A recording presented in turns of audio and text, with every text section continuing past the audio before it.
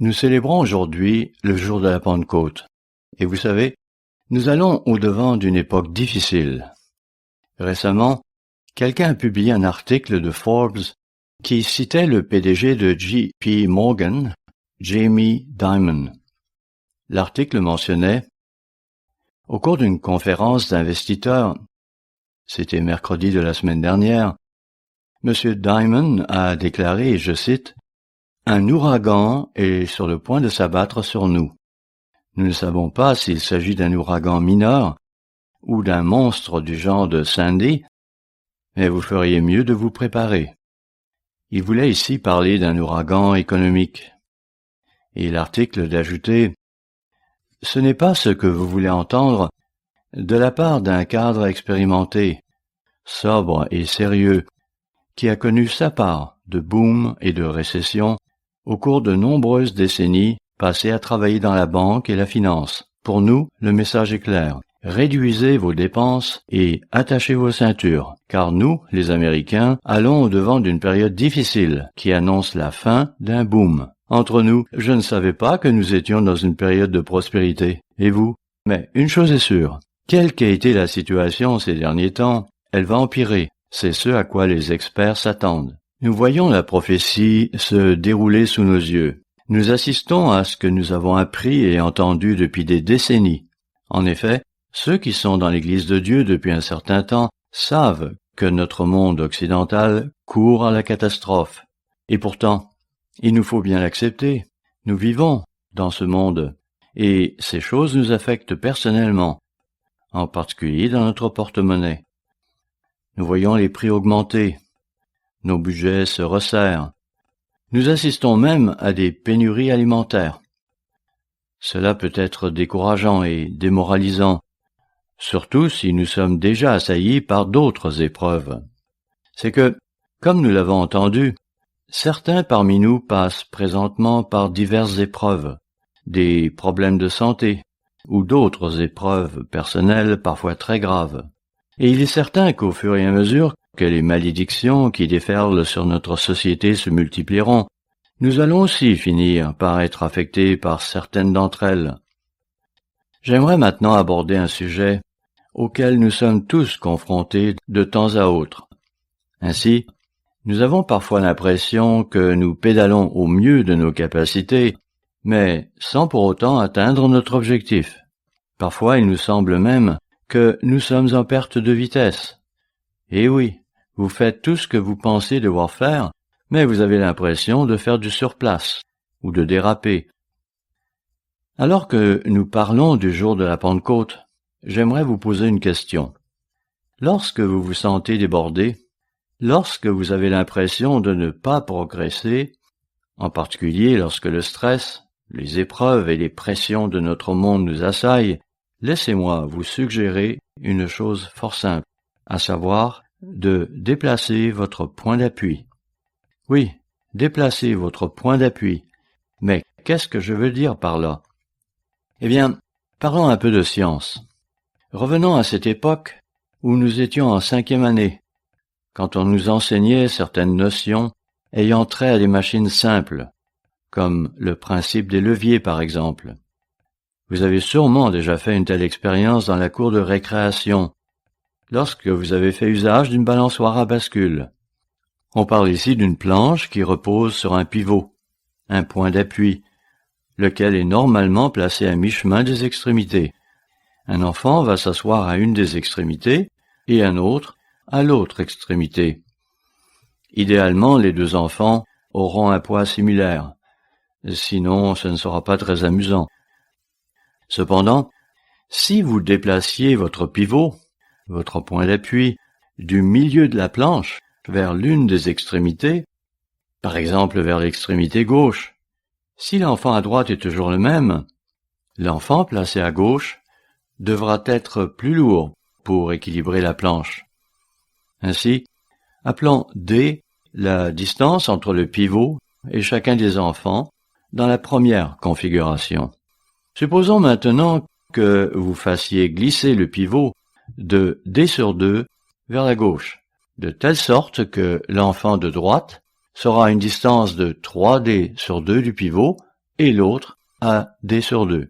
Il faudrait alors que l'enfant placé à gauche soit 3 fois plus lourd pour équilibrer la planche. On pourrait continuer et dire que si vous placiez le pivot à D/4 de l'extrémité gauche, auquel cas l'autre extrémité sera à 7D/4 du pivot, il faudrait cette fois que l'enfant placé à gauche soit 7 fois plus lourd pour équilibrer la planche. Du moins si l'enfant placé à droite est toujours le même. C'est sur ce principe qu'est basée la pince Monseigneur. Elle amplifie notre force. Frères et sœurs, il existe une analogie spirituelle qui peut s'appliquer à notre vie. Oui, il y a un moyen de faire fructifier nos efforts en déplaçant le point d'appui dans notre vie. Je pense que vous devinez où je veux en venir, et cela a rapport avec le jour de la Pentecôte. Quel est le secret pour déplacer notre point d'appui? Il réside dans le Saint-Esprit dans nos vies. En ce jour de l'an 31 de notre ère, lorsque le Saint-Esprit a été répandu, l'Église a soudain bénéficié d'une puissance qu'elle n'avait jamais connue auparavant. Nous en reparlerons dans un instant. Ne serait-il pas agréable d'avoir dans nos vies la capacité de multiplier nos efforts, surtout à une époque comme celle à laquelle nous sommes confrontés, une époque où les ressources se raréfient de plus en plus. Heureusement que, pour nous, s'offre la possibilité de multiplier nos efforts, car nous avons accès au Saint-Esprit, cette force puissante et dynamique qui peut nous aider à multiplier nos efforts, alors que nos vies doivent traverser une époque de plus en plus difficile. Mais encore nous faudra-t-il pour cela déplacer notre point d'appui. Si vous recherchez un titre pour ce sermon, c'est tout simplement « Déplacer le point d'appui ». Oui, déplacer le point d'appui. Laissez-moi vous donner un exemple concret pour que vous sachiez exactement de quoi je veux parler. Supposez que vous ayez à retirer un gros rocher qui est enfoui très profondément dans le sol. Qu'allez-vous faire? De toute évidence, vous ne pourrez pas vous contenter d'accomplir la tâche avec une cuillère ou quelque chose de ce genre. Non, vous ferez alors usage d'une barre ou d'un levier de quelque sorte, n'est-ce pas? Vous devrez vous procurer un tel objet dans un magasin approprié. Puis, muni d'un tel outil, vous allez l'enfoncer dans le sol à proximité du rocher, tout en vous donnant un point d'appui pour avoir un bras de levier adéquat. Si cela ne suffit toujours pas pour dégager le rocher, qu'allez-vous faire ensuite?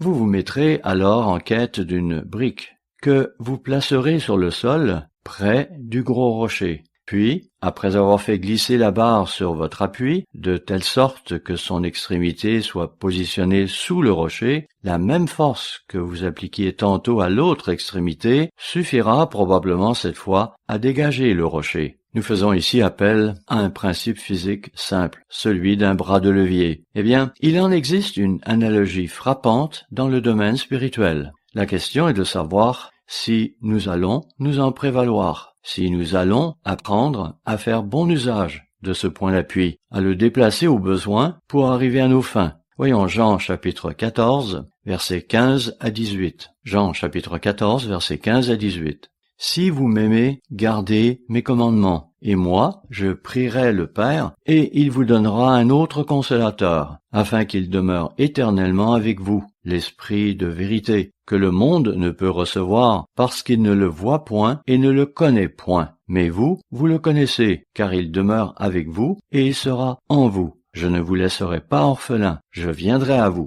Nous n'insisterons pas aujourd'hui sur le fait que le Saint-Esprit n'est évidemment pas une personne. Effectivement, contrairement à ce que beaucoup de gens pensent, c'est la puissance de Dieu. D'accord, dans certains cas, selon la langue en usage, on pourrait être amené à croire que lorsque la Bible parle du Saint-Esprit, elle parle d'une personne, et cela à cause de l'article employé en conjonction avec le nom. Mais ce n'est pas le cas. De toute façon, ailleurs, lorsque la Bible parle du Saint-Esprit, elle dira qu'il est répandu, à moins qu'elle ne le compare à du feu, de l'eau ou de l'huile. Donc, retenez que le Saint-Esprit est la puissance de Dieu, et Christ a promis qu'il nous enverrait cette puissance. Allons maintenant à Actes chapitre 2, où nous voyons une description de ce qui s'est passé le jour de la Pentecôte, après la mort de Christ et sa résurrection. Actes chapitre 2, verset 1. Le jour de la Pentecôte, ils étaient tous ensemble dans le même lieu. Tout à coup, il vint du ciel un bruit comme celui d'un vent impétueux, et il remplit toute la maison où ils étaient assis.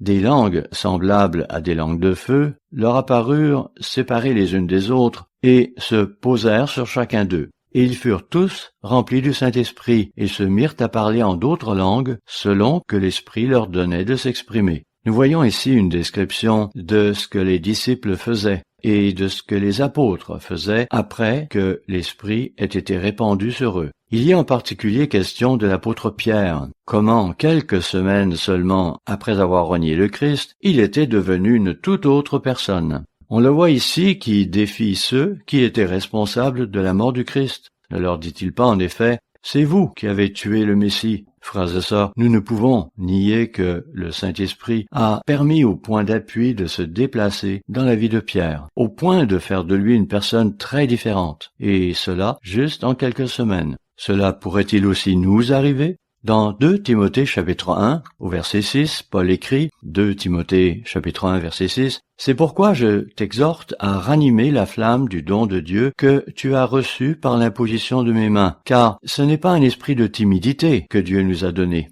Au contraire, son esprit nous remplit de force, d'amour et de sagesse. Ainsi, le Saint-Esprit nous donne la puissance, l'amour et l'intelligence que nous n'aurions pas autrement. Il déplace le point d'appui dans notre vie. Il nous change, mais nous devons le stimuler. Il nous faudra faire quelque chose. Récemment, M. John Meekin a écrit un article sur ce thème. Il écrivait ceci dans notre Living Church News.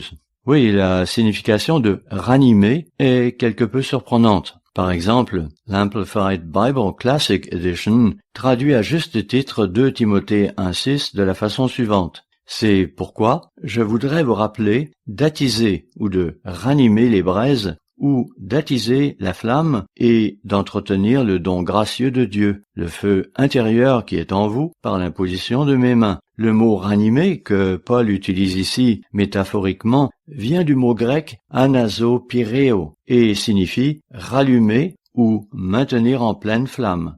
Dans le Complete Expository Dictionary of Old and New Testament Words Divine, nous lisons « Le don de Dieu est considéré comme un feu capable de s'éteindre par négligence. » Paul compare le don du Saint-Esprit à un feu intérieur qui devrait brûler fortement et puissamment en chacun de nous. Ce faisant, il produira le fruit de l'Esprit et les bonnes œuvres que Dieu attend de nous. La question qui se pose pour chacun de nous aujourd'hui est donc la suivante. Déplaçons-nous le point d'appui dans notre vie? Si ce n'est pas le cas, comment pouvons-nous le faire? Nous avons à notre disposition les moyens de le faire. Mais est-ce que nous déplaçons ce point d'appui? Est-ce que nous attisons le feu? Vous savez, nous tombons parfois dans des routines ou des habitudes qui font que non seulement nous ne déplaçons pas le point d'appui de manière positive, mais nous le faisons en fait glisser dans l'autre sens, au point de perdre de la puissance. Laissez-moi ici vous donner un exemple. Je me souviens qu'à un moment donné de ma vie, j'avais adopté une mauvaise routine. N'est-il pas drôle de constater que toutes les mauvaises habitudes que nous les avons adoptées inconsciemment. Ainsi, nous ne déciderons pas, un beau jour, de prendre telle ou telle mauvaise habitude. Non, cela se fera par hasard. Ainsi, je me souviens de cette habitude que j'avais prise, de regarder une certaine émission de télévision entre 22 et 23 heures. Il s'agissait d'une série policière, entremêlée de débats judiciaires et d'affaires criminelles, ce genre de choses. En faisant ce choix, mon intention était de me détendre et de me reposer les méninges en fin de journée. Et c'est ainsi que je me suis laissé prendre au piège. Au départ, cela avait toute l'apparence d'une série très intéressante et passionnante, des intrigues bien menées. L'ennui, c'est qu'après avoir fini de visionner une telle émission, Lorsque venait le moment de faire ma prière, avant de me coucher, je me heurtais à un problème de concentration. Oui, je constatais alors que mon esprit était envahi de ces scènes que je venais de voir. Vous savez, des gens qui se tirent dessus, des poursuites en voiture, des débats houleux devant un tribunal, ou des actes criminels à vous donner le haut le cœur. Tout cela ressurgissait dans mon esprit pendant que j'essayais de prier. Je devais donc redoubler d'efforts pour chasser ces choses de mon esprit afin de pouvoir prier.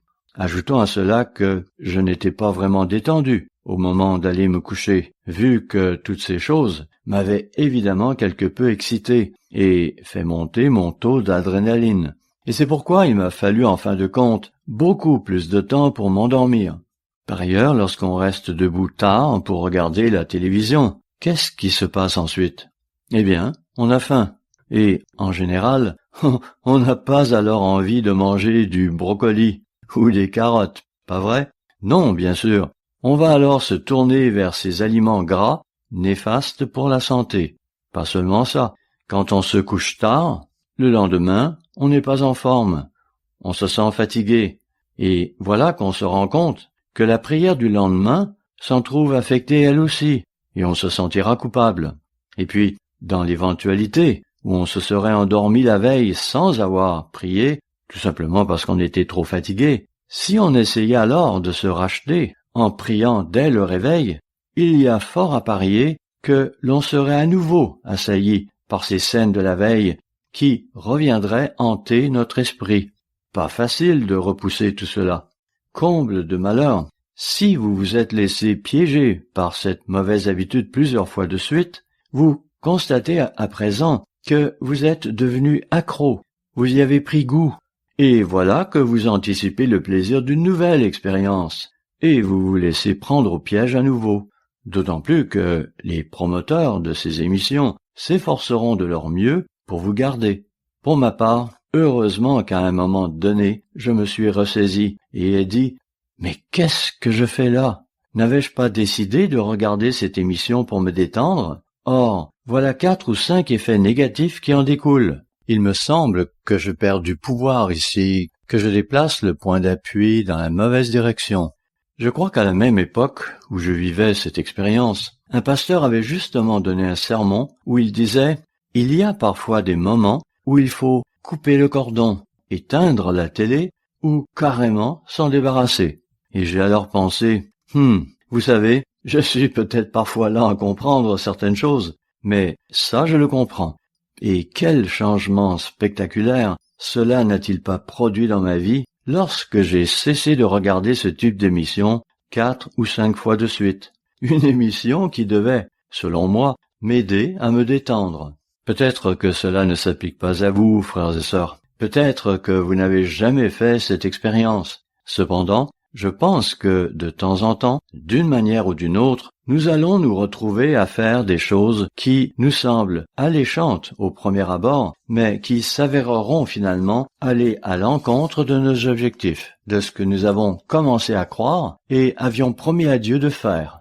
Hélas, oui, certaines choses que nous ferons, certaines habitudes que nous prendrons, nous feront faire marche arrière et déplacer notre point d'appui dans la mauvaise direction. Je pense que cela fait partie de notre croissance, de notre maturation et de notre efficacité en tant que chrétiens, de devenir sensibles aux choses qui nous font régresser et multiplier les effets négatifs qui affecteront notre vie. Efforçons-nous de les éliminer, d'être sensibles à elles. Posons-nous la question, si je fais telle ou telle chose, cela va-t-il multiplier les effets positifs dans ma vie? Et si oui, ne tardons pas à les mettre en œuvre. Proverbe chapitre 13, verset 15 dit « Une raison saine a pour fruit la grâce, mais la voie des perfides est rude. » Vous savez, souvent, au début, la voie du péché, la voie de ce monde, la voie de la nature charnelle qui est encore en nous, semble bonne, elle semble douce, elle semble positive,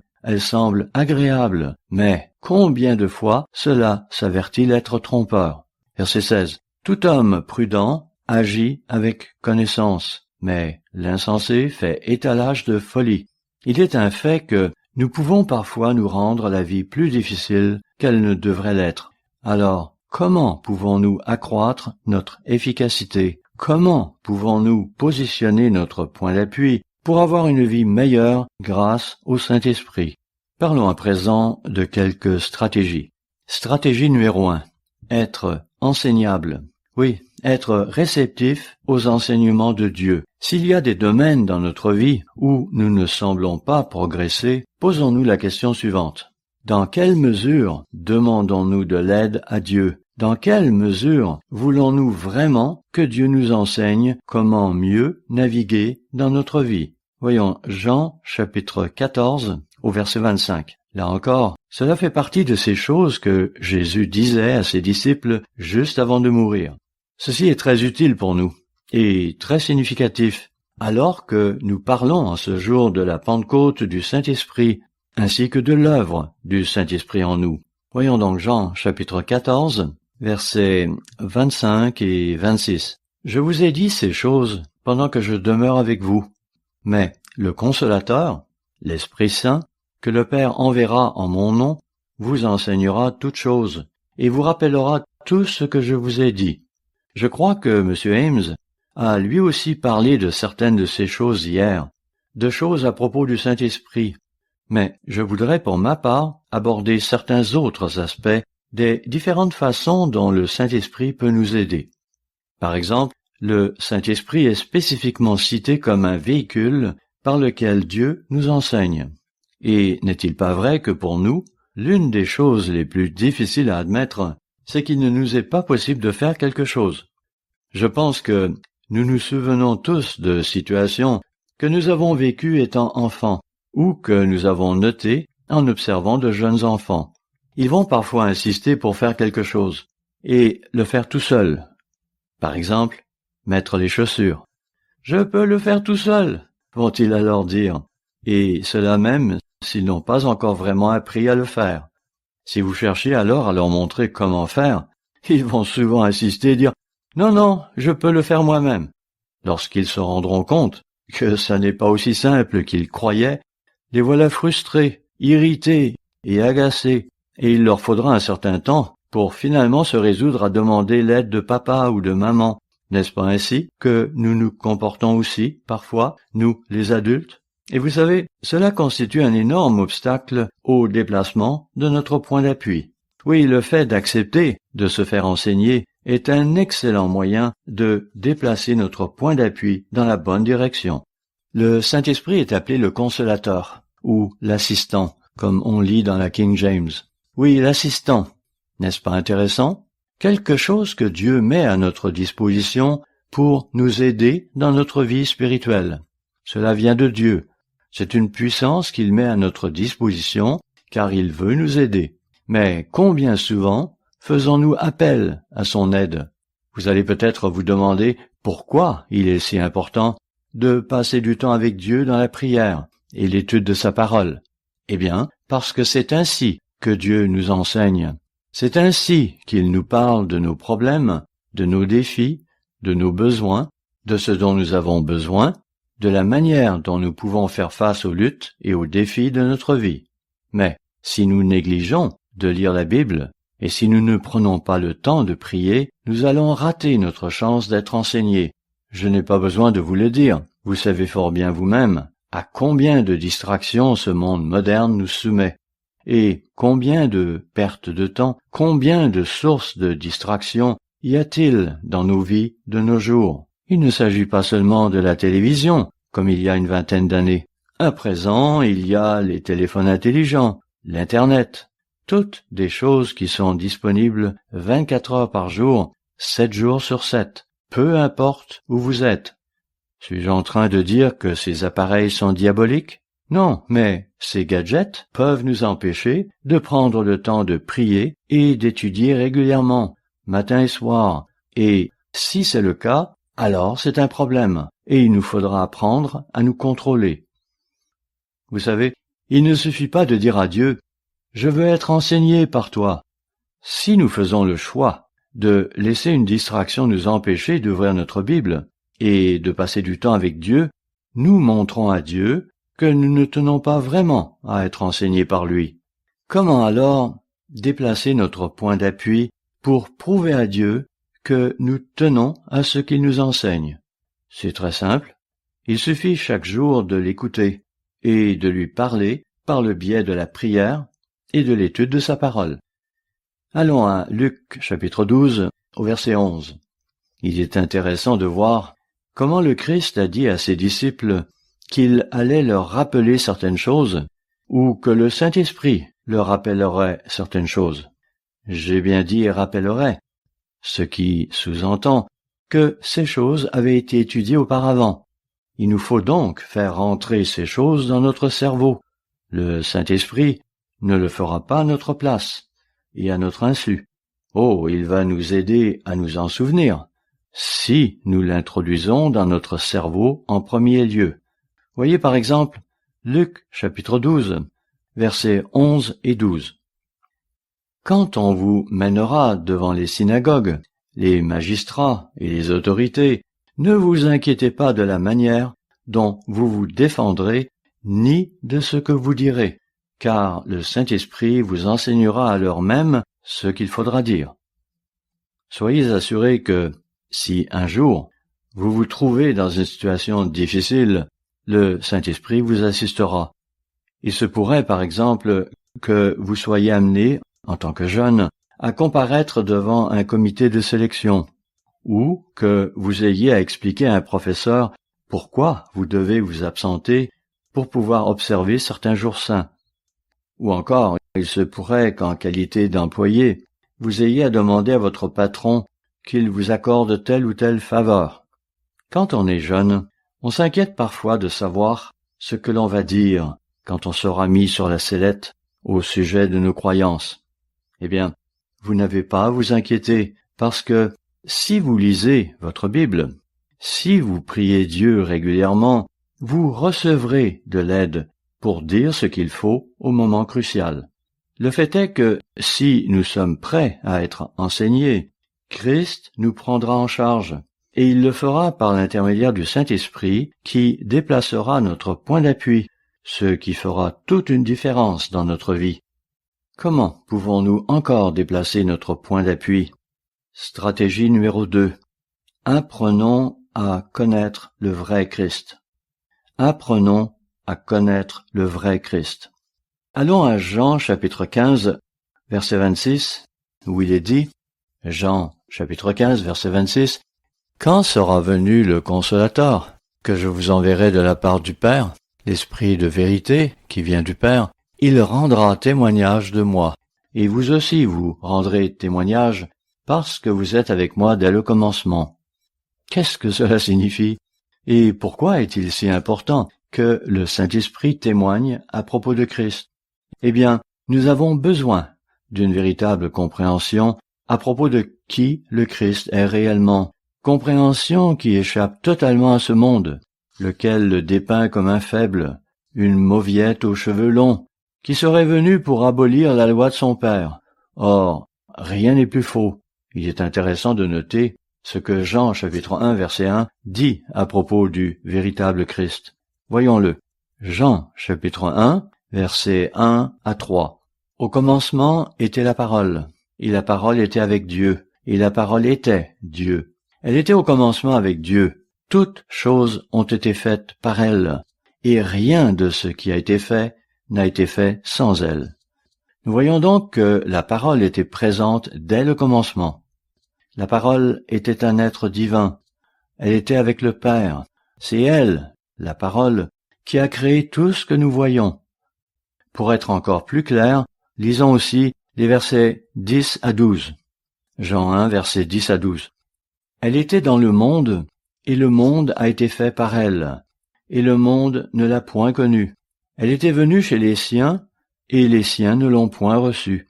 Mais à tous ceux qui l'ont reçue, à ceux qui croient en son nom, elle a donné le pouvoir de devenir enfants de Dieu. Qui était le Christ? C'est celui qui nous a créés. C'est celui qui a créé l'humanité, qui a façonné et modelé le premier être humain. Il a créé Ève à partir de la côte d'Adam. Il a dit que la lumière soit, et la lumière fut. Combien important est-ce de comprendre qui est vraiment le Christ, qui est vraiment notre Seigneur et notre Maître. Et puis, est-ce important de savoir que notre Sauveur est aussi notre Créateur?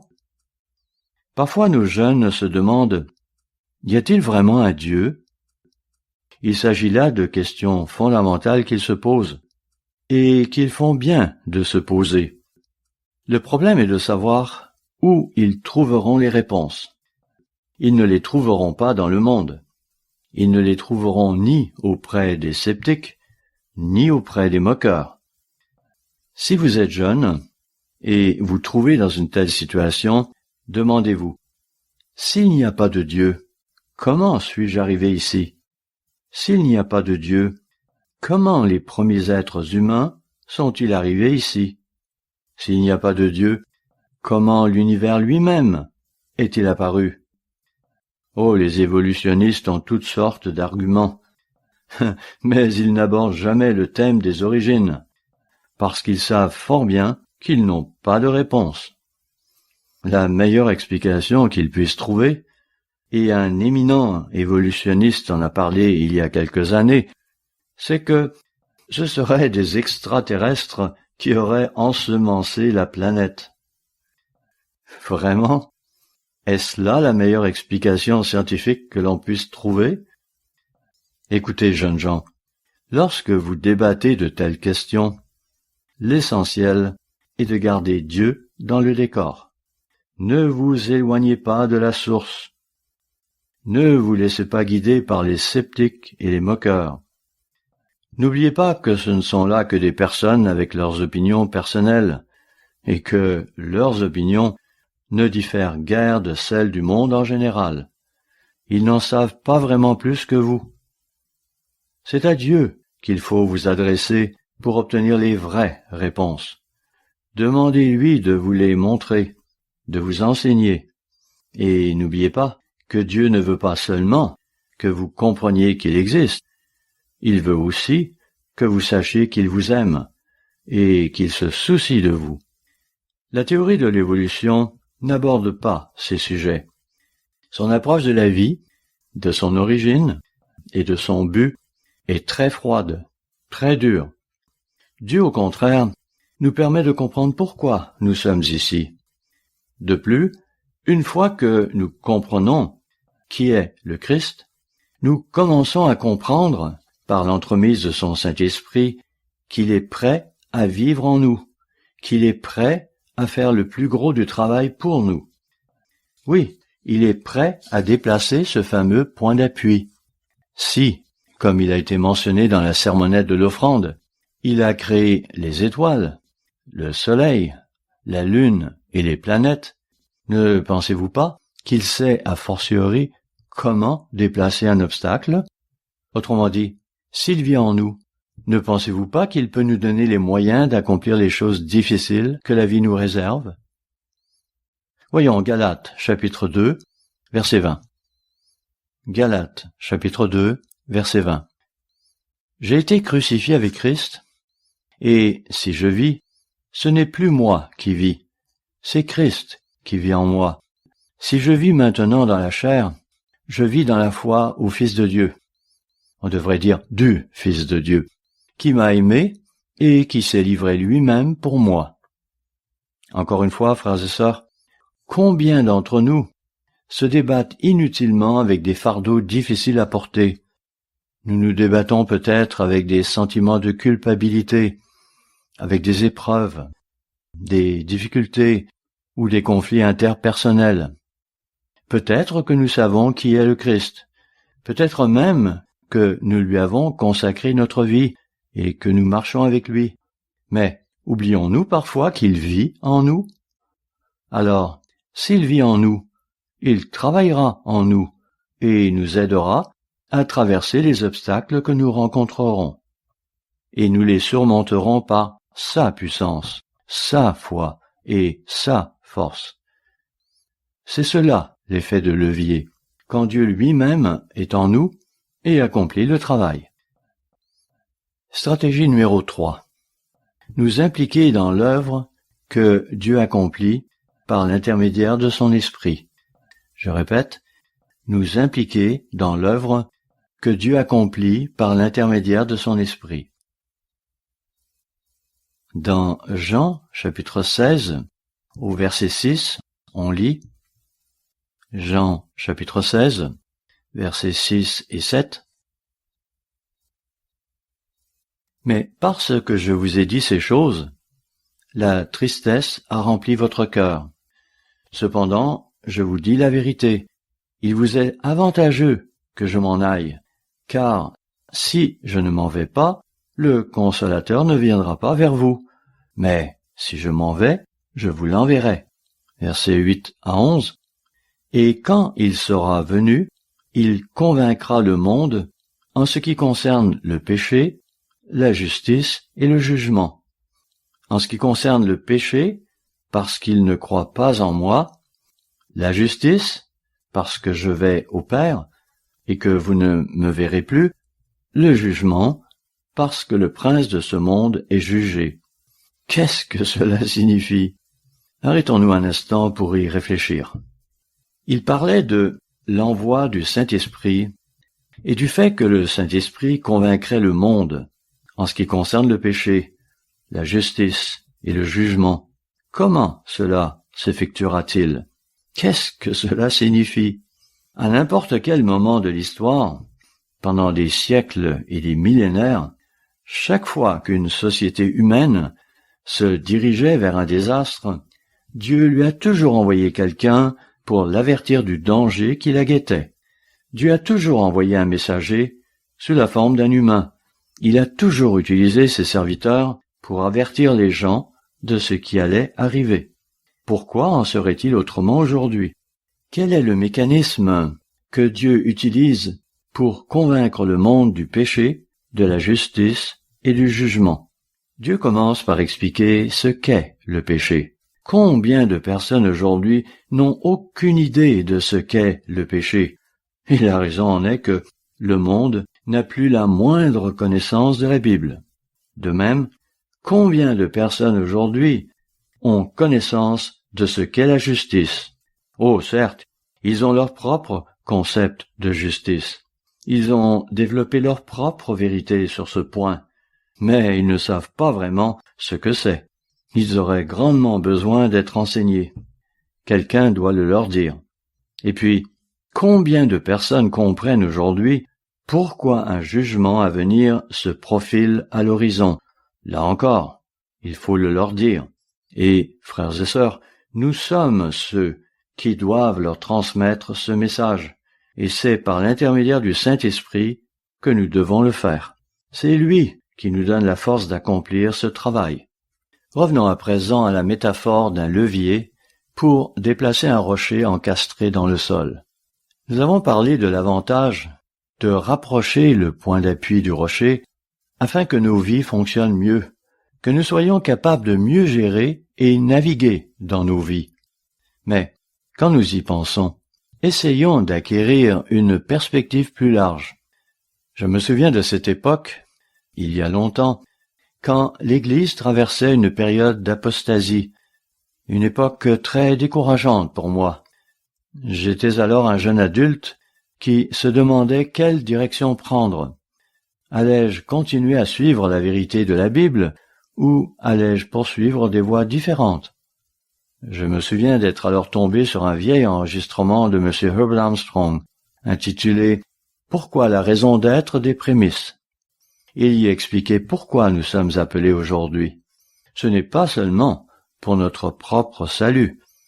Ce n'est pas seulement pour que nous puissions développer le caractère divin. Ce n'est pas seulement pour que nous puissions mieux naviguer dans notre vie.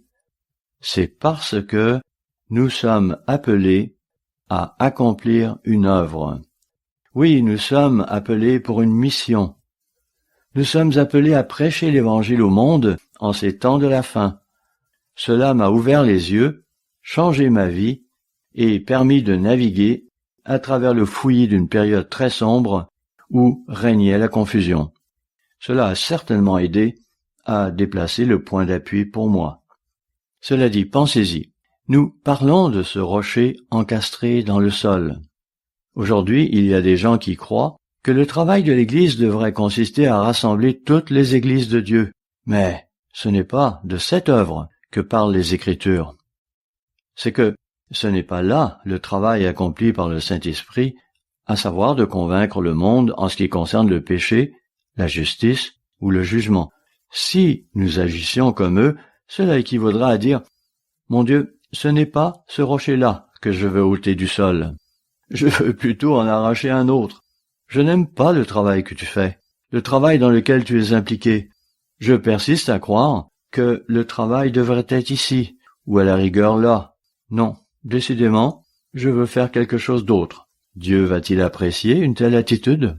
Une attitude qui consisterait à refuser de suivre les recommandations du Saint-Esprit? Non, le travail de l'Église n'est pas de rassembler les divers groupes qui veulent aujourd'hui se faire passer pour l'Église de Dieu. Ceci représente particulièrement un défi pour nos jeunes, car c'est là un argument très séduisant, qui pourrait nous faire trébucher si nous n'y prenons pas garde, si nous ne gardons pas le nez dans la Bible, et si nous ne prêtons pas attention à ce que fait Dieu, à ce que fait son Saint-Esprit. En effet, les divers groupes qui se donnent le nom d'Église de Dieu ne sont pas tous sur la même longueur d'onde. Ils n'ont pas la même perspective, ne croient pas aux mêmes doctrines ou n'ont pas les mêmes pratiques. En un mot, il nous faut nous impliquer dans ce que Dieu accomplit. Tournons-nous maintenant vers Actes chapitre 1, où l'on nous mentionne quelque chose d'intéressant, à savoir pourquoi le Saint-Esprit allait être répandu sur les apôtres et les disciples, car cela n'avait pas encore eu lieu. Actes chapitre 1, versets 4 à 7. Comme il se trouvait avec eux, il leur recommanda de ne pas s'éloigner de Jérusalem, mais d'attendre ce que le Père avait promis, ce que je vous ai annoncé, leur dit-il. Car Jean a baptisé d'eau, mais vous, dans peu de jours, vous serez baptisés du Saint-Esprit. Alors, les apôtres réunis lui demandèrent, « Seigneur, est-ce en ce temps que tu rétabliras le royaume d'Israël ?» Il leur répondit, « Ce n'est pas à vous de connaître les temps ou les moments que le Père a fixés de sa propre autorité, mais vous recevrez une puissance, le Saint-Esprit survenant sur vous, et vous serez mes témoins à Jérusalem, dans toute la Judée, dans la Samarie et jusqu'aux extrémités de la terre. » Ainsi, les disciples ont reçu une puissance, celle du Saint-Esprit, et on peut se demander pourquoi ils l'ont reçue. Ce n'est pas seulement pour leur croissance et leur bénéfice personnel, même si cela est inclus. C'est avant tout pour qu'ils puissent répandre l'Évangile dans le monde. Oui, frères et sœurs, pourquoi avons-nous reçu ce pouvoir? Réponse, pour participer à l'œuvre de Dieu. Tantôt nous lirons Jean chapitre 4 verset 31. Mais avant cela, rendons-nous à Lévitique chapitre 23 au verset 15, où il est question d'une ordonnance concernant le jour de la Pentecôte, ou fête des prémices, comme on l'appelait à l'époque de l'Ancien Testament. Lévitique 23 versets 15 à 17. Depuis le lendemain du sabbat, du jour où vous apporterez la gerbe pour être agité de côté et d'autre, vous compterez 7 semaines entières. Vous compterez 50 jours jusqu'au lendemain du 7e sabbat, et vous ferez à l'Éternel une offrande nouvelle. Vous apporterez de vos demeures 2 pains pour qu'ils soient agités de côté et d'autre. Ils seront faits avec 2 dixièmes de fleur de farine et cuits avec du levain. Ce sont les prémices à l'Éternel. Aujourd'hui, nous n'offrons plus ces sacrifices. Nous n'apportons pas des offrandes de grains, mais il est ici question de prémices. C'est la fête des prémices. Il est question de l'Église.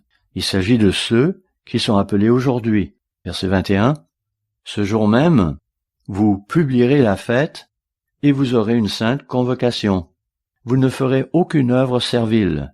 C'est une loi perpétuelle pour vos descendants dans tous les lieux où vous habiterez. Bon, tel qu'annoncé précédemment, passons maintenant à Jean chapitre 4, où nous trouvons Jésus qui parle à cette Samaritaine, tandis que les disciples étaient allés chercher du pain en ville. À leur retour, voyez ce que firent les disciples. Jean 4, versets 31 à 33. Pendant ce temps, les disciples le pressaient de manger, disant « Rabbi, mange !» Mais il leur dit « J'ai à manger une nourriture que vous ne connaissez pas. Les disciples se disaient donc les uns aux autres, « Quelqu'un lui aurait-il apporté à manger ?» Après tout, c'était eux qui avaient été chargés d'acheter de la nourriture. Les voilà donc confus. Poursuivons versets 34 et 35. Jésus leur dit, « Ma nourriture est de faire la volonté de celui qui m'a envoyé et d'accomplir son œuvre. Ne dites-vous pas qu'il y a encore 4 mois jusqu'à la moisson? Voici, je vous le dis, levez les yeux et regardez les champs qui déjà blanchissent pour la moisson. » Et non, c'est bizarre, car il semble qu'il restait encore des mois jusqu'à la moisson à ce moment-là. Il existe cependant une autre explication. Selon certains commentateurs, alors qu'il se préparait pour servir un repas, voilà qu'il voit arriver toute une foule en provenance de la ville de Samarie. Ces gens avaient été intrigués par la rumeur répandue par cette femme qui leur annonçait la présence du Messie. Voilà pourquoi ils venaient le voir en grand nombre. Et c'est peut-être cela qui a fait dire à Jésus, « Regardez, les champs sont blancs pour la moisson. » En d'autres termes, il y a là des gens que nous devons servir. Jésus ne voulait donc pas dire qu'il ne mangerait plus jamais. Bien sûr qu'il a mangé pendant le reste de sa vie physique. Mais, à ce moment-là, il tenait à enseigner à ses disciples une leçon précieuse, à savoir que la nourriture la plus importante est d'accomplir l'œuvre de Dieu. Vous savez, frères et sœurs, nous vivons à une époque d'incertitude, une époque inquiétante où l'inflation est galopante et où les étagères se vident, une situation à laquelle nous n'étions pas habitués jadis dans notre pays. Justement, hier, je lisais un article qui rapportait que les agriculteurs s'attendent à présent à ce que les prix vont probablement doubler d'ici à l'automne 2023, lorsque leurs produits arriveront sur les étagères. C'est logique, parce que leurs dépenses augmentent elles aussi. La situation va donc s'aggraver, ce qui va être pénible pour plusieurs. Cela dit, nous qui lisons la Bible, nous sommes bien sûr conscients du fait qu'à un moment donné, Jésus a nourri 5000 personnes, et cela avec seulement quelques pains. Il peut, donc, assurer notre subsistance. Nous devons cependant être économes. Nous devons être prudents. Nous devons cultiver notre nourriture si nous le pouvons. Nous devons apprendre à nous serrer la ceinture. Peut-être que nous devrions aussi prier davantage avant d'aller faire notre épicerie. Peut-être que nous devrions demander à Dieu de guider nos achats, car nous vivons à une époque de forte inflation. Peut-être que nous devrions aussi être plus attentifs à la provenance de notre nourriture. Cela dit, Dieu peut-il fournir une table dans le désert? Certes, et c'est ce que nous lisons dans Psaume chapitre 78, verset 19. Soyons donc conscients de qui il est et d'où nous vient notre nourriture. Pour nous, frères et sœurs, nous faisons de notre mieux pour participer à l'œuvre de Dieu, même si nos efforts sont infimes, comparés à ce que Dieu accomplit. Cela me rappelle l'époque où nos enfants étaient petits et que nous travaillions dans le jardin. Il nous est arrivé parfois de devoir faire appel à un levier pour extraire une pierre de la cour. À d'autres moments, nous avons eu à utiliser une pelle pour creuser et déplacer de la terre. Lorsqu'ils nous voyaient à l'œuvre, nos enfants voulaient souvent se rendre utiles. « Papa, je peux t'aider avec la pelle ?» Bien sûr. Ils s'accrochaient alors à la pelle pendant que nous nous efforcions de déplacer la terre. C'est difficile de travailler de manière efficace dans de pareilles conditions. Mais, que voulez-vous? Ils veulent aider et on ne voudra pas les contrarier. C'est vous qui devez faire tout le travail. Mais ils sont heureux parce que vous leur permettez de s'impliquer. Nous pouvons parfois avoir l'impression qu'il en va de même pour le travail que nous accomplissons pour l'œuvre de Dieu. Nous nous efforçons de faire de notre mieux, mais, en définitive, c'est Dieu qui fait le gros du travail. Oui, il veut que nous gardions les mains sur la pelle ou sur le levier, mais, finalement, c'est lui qui fait le gros du travail. Allons maintenant à Matthieu chapitre 11, au verset 28. Encore une fois, nous devons faire notre part dans l'œuvre de Dieu. Nous devons nous impliquer, parce que Christ nous le demande. Et c'est bon pour nous. Si nous ne le faisons pas, Dieu se trouvera quelqu'un d'autre. Matthieu 11, versets 28 à 30.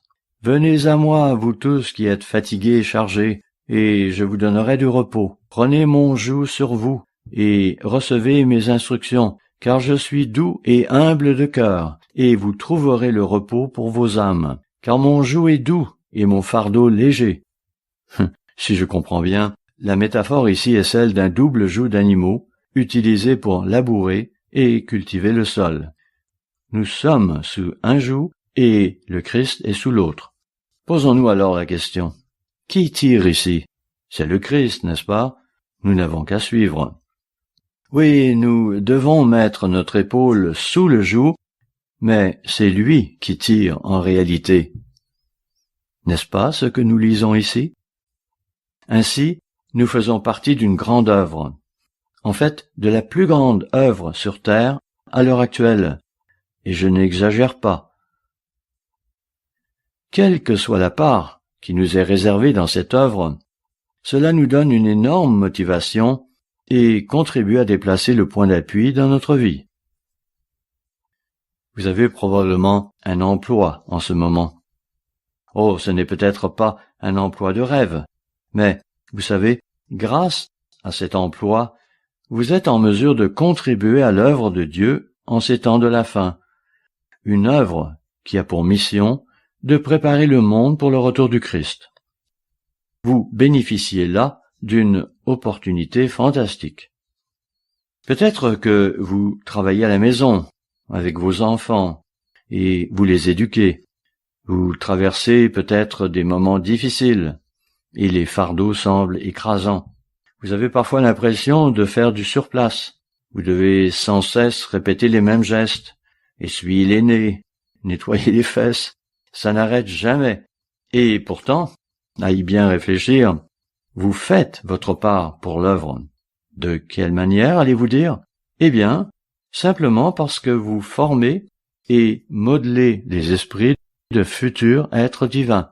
Et si notre mission devait se poursuivre suffisamment longtemps, vous aurez contribué à former des individus qui deviendront des piliers dans l'Église de Dieu, des individus qui soutiendront à leur tour cette œuvre et lui apporteront leur soutien. Mesdames, si vous êtes à la maison avec de jeunes enfants, votre travail est-il sans effet de levier? Faites-vous partie de l'œuvre? Absolument. Et qu'en est-il de ceux qui sont à la retraite?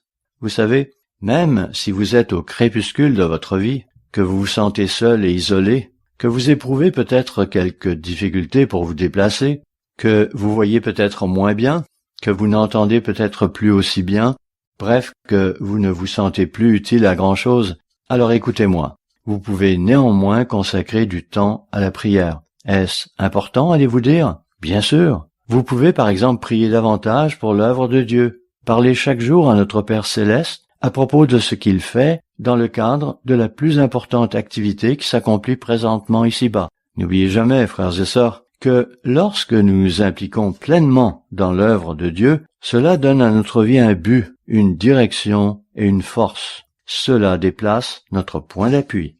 Passons à Néhémie chapitre 4.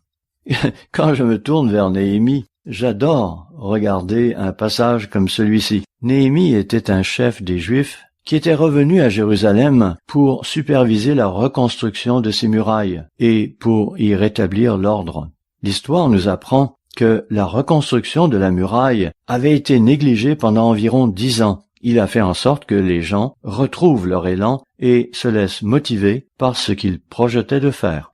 Néhémie 4, verset 6. Nous rebâtîmes la muraille qui fut partout achevée jusqu'à la moitié de sa hauteur. Et le peuple prit à cœur ce travail. Quelle belle phrase! Le peuple prit à cœur ce travail. Et si je ne me trompe pas, je pense qu'ils l'ont achevé en 54 jours environ, alors qu'ils avaient auparavant tergiversé pendant 10 ans. Quand il s'agit de l'œuvre de Dieu, que Dieu s'implique et que les gens font preuve de zèle, cela a manifestement un effet de levier. Voyons aussi Néhémie chapitre 6, versets 1 et 2.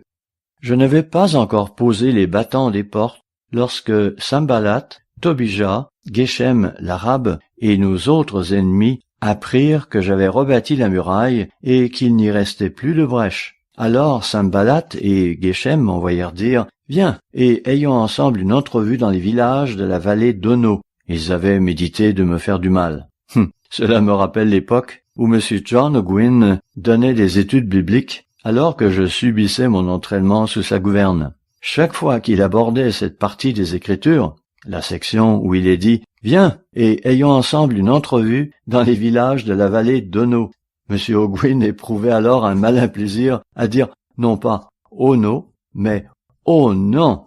C'est que les ennemis de Néhémie voulaient manifestement faire obstruction à la poursuite du projet, comme le soulignait M. Ogwyn. Verset 3. Je leur envoyai des messagers avec cette réponse « J'ai un grand ouvrage à exécuter, et je ne puis descendre.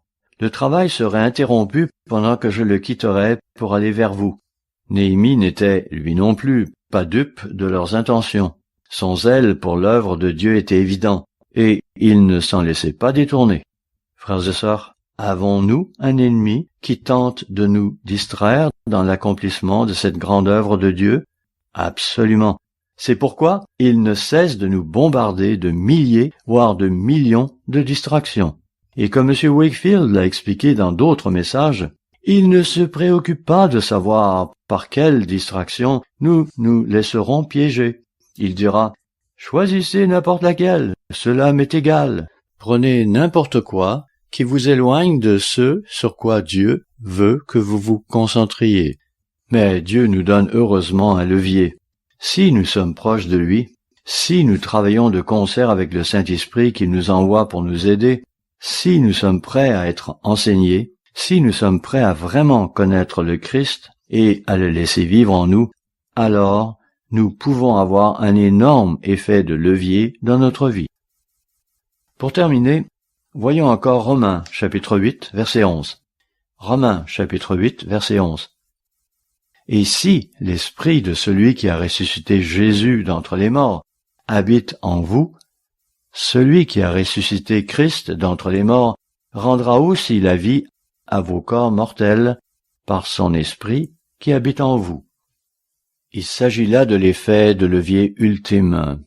Il n'est pas seulement question ici de contrôler notre nature humaine, d'améliorer nos relations avec autrui, d'éviter les problèmes et les conflits, d'aplanir notre chemin dans la vie, de jouir de plus de paix, de tranquillité d'esprit et de confiance, particulièrement en ces temps de la fin, ni même de faire partie de l'œuvre à cette époque, alors que nous sommes encore dans la chair. Il faut aussi projeter les regards plus loin, vers cette époque où toute l'humanité aura finalement accès à la vie éternelle. Pas seulement une vie perpétuelle dans la chair, mieux que cela, une vie perpétuelle dans le royaume des esprits, dans l'état glorifié. Réfléchissez un instant. Dans cet état, nous ne nous contenterons plus de déplacer des pierres encastrées dans le sol avec une barre. Non, nous parlons ici de déplacer des planètes et des étoiles. Nous ferons alors partie de la famille de Dieu. Nous serons bien sûr toujours subordonnés à Dieu et au Christ, mais à présent, dans notre état glorifié, nous aurons le pouvoir de faire des choses dont nous ne pouvons même pas rêver à l'heure actuelle. Frères et sœurs, si nous nous mettons au diapason de Dieu, il va déplacer notre point d'appui. Oui, il va le déplacer très loin, et nous aurons une puissance dont nous n'avons pas idée. C'est à ce moment-là que nos performances seront hors normes, et tout ce qui fait actuellement partie de notre vie semblera n'être que des peccadilles. Ce sera comme à l'époque où nous nous amusions dans un carré de sable. Je ne sais pas si les enfants jouent encore dans des carrés de sable, mais c'était le cas jadis. Vous savez, lorsque nous ferons partie du monde des esprits, tout ce qui aura cours ici-bas nous apparaîtra banal. Nous vivrons alors une expérience incroyable. Si nous coopérons avec lui dans ce qu'il accomplit présentement dans nos vies, soyons assurés qu'il va déplacer ce point d'appui pour nous sortir de notre condition actuelle, pour nous faire entrer dans son royaume. Oui, Dieu veut que nous ayons une vie abondante et épanouie, et il veut que nous soyons dans son royaume. Pour lors, il désire que nous nous épanouissions et que nous apprenions à mieux gérer notre vie, que nous lui donnions un sens et un but. En conclusion, le Saint-Esprit de Dieu et de Christ est le véhicule par lequel nous pouvons faire bouger notre point d'appui et ainsi parvenir au but ultime qui nous est réservé.